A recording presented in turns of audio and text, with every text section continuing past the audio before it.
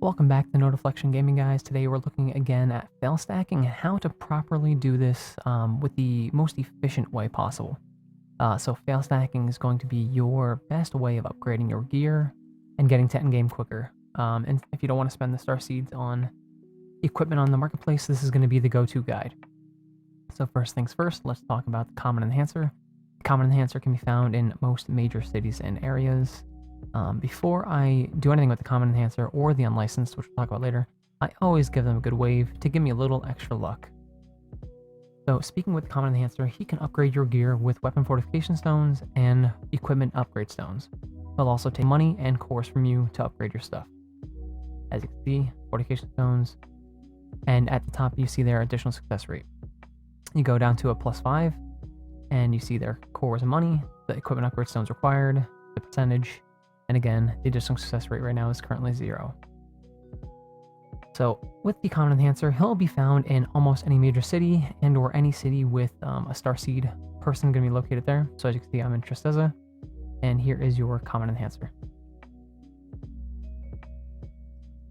We'll back out now, and if we go to another major city, so for instance, if you go over to Navarra, this also has a common enhancer. So like I said, most main cities will have a common enhancer, or anywhere there's going to be a starseed exchange, you'll also find your common enhancer. Sending with spirits as well. Now in Padana, the Padana ruins, there's going to be a place called Gold Stone Ascent, which is going to have your unlicensed enhancer. The unlicensed enhancer is key for upgrading your stuff. The unlicensed enhancer is going to be key because, first of all, they do not take any equipment upgrade stones when going from a +5 to a new tier of armor. Now note, when you guys are upgrading, you're only going to want to be using armor for fail stacking.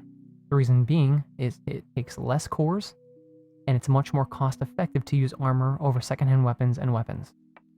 So always remember, use armor only.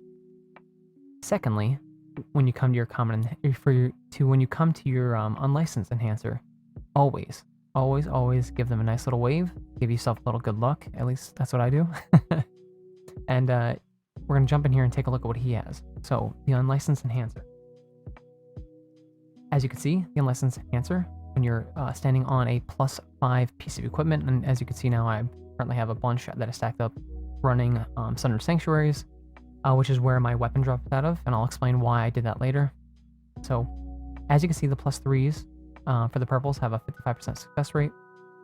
Currently, they take money and cores only. If you go down to a +5, as I show you here right now, notice that when you're going from epic to legendary, there's no equipment upgrade stone required, just money and cores, and it still shows you your success rate and your additional success rate. Currently, we're at 0 for the additional and 48 when you try to go to legendary. So now I have a bunch of these stacked up because the most efficient way to build fail stacks is to use your +5 epics into legendaries, or if you have legendaries available to use them as well. As you can see there, the success rate of legendaries is much lower, which is what you want. You want a lower success rate to increase your odds of failure. I currently have a bunch of these +5s, which I'm going to push to legendary and use them to fail stack on top of.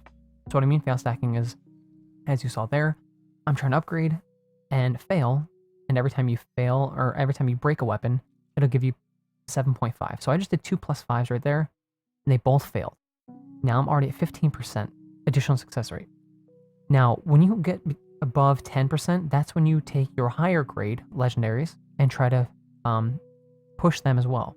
When you push them, your chances of failure is still much higher. So right now, the epic is at 52%, plus 15%, you're almost at 75%. You don't want that.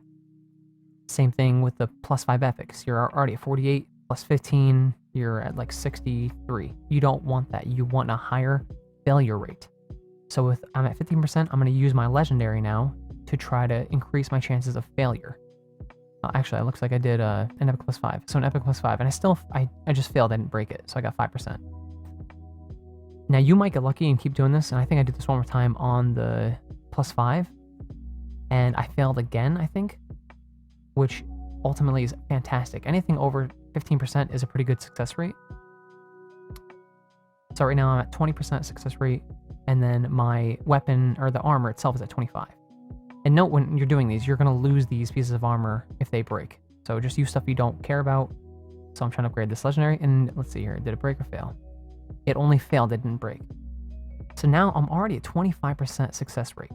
Like I said, if you're using your epic +5s and pushing them to legendaries, and then you keep doing that back and forth between legendaries and epics, and you always use your legendaries later on in the success rate, your odds of failure is much higher, as you can see. Like I keep saying, legendaries 25%, epic is like 50%. So right there, you see 25, epics are 50, and the blues are at 60. Like, you don't want to use the blues ever. Always epic +5s.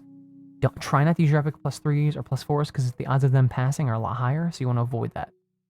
Same thing right here. You see it's an epic +5. It was 48%. Now the legendary is at 25%. So right now, technically, it's a 50% chance to pass using a legendary. I don't really want to push that because a 50% success rate it's actually very good, and you want to avoid that.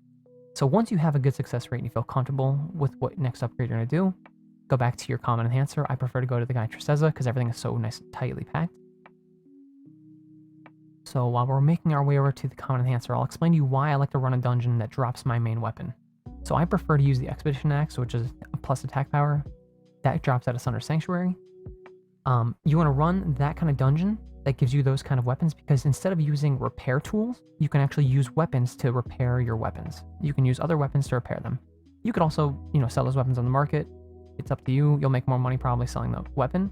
But if you have a couple extra ones, it's always better. You always want to run the dungeons that have your specific weapon to save you from using repair tools. So right now I'm showing you I can drop Ember Pations on these if I want to. I'm at 25% success rate with 6%.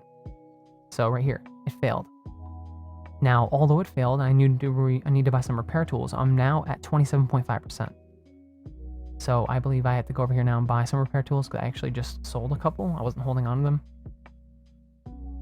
So at the limited time merchant next to the Star City Exchange, they sell precise repair tools, which repairs your A gear. They go for 50k from the limited time merchant. You can get one a day. Now, if you wanted to buy them off the market, you're going to be paying probably 10k more, maybe 15, 20k more, depending. I believe I bought one for, I think it was like 70k about. So this one for 67k. I just realized that somebody picked it up just before I did, as that little note says right down on the left. I go to my mailbox, it's not there. Go back to the market, do the same thing, and buy the one for 72k. So that person obviously made probably 15, 16, 17k off that, less the fees from the market. So that's a good way for people to make extra money too. If you don't plan on upgrading your stuff, you can just buy repair tools each day and just sell them on the market and make an extra 15, 20k. So now that we have our repair tool, we're going over to the common enhancer. We're going to repair our weapon first. Of course, it repairs perfectly fine. And now we're going to try to push this one more time. So we're at 27.5. Again, fail. Adds a 2.5% on top of that. So when you fail at this guy, he only gives you 2.5%. See, now we're at 30%. It passes. Now we're at Expedition X +2, which is fantastic. So some general items I want to cover with people, because I know a lot of people have been asking this general question. The first thing they were asking was, where are you getting your cores from? So general cores can come from anywhere. You can do daily missions. You can do area bosses, dungeons, whatever.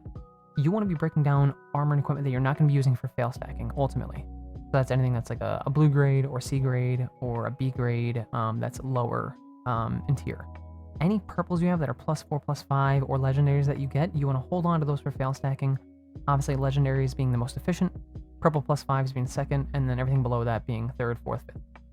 That's what you're going to want to use for your fail stacks. Like I said, with cores, you can get them from daily boxes, from area bosses, dungeons, whatever. Whatever you can't upgrade, that's what you want to use for basically building up the amount of cores you have.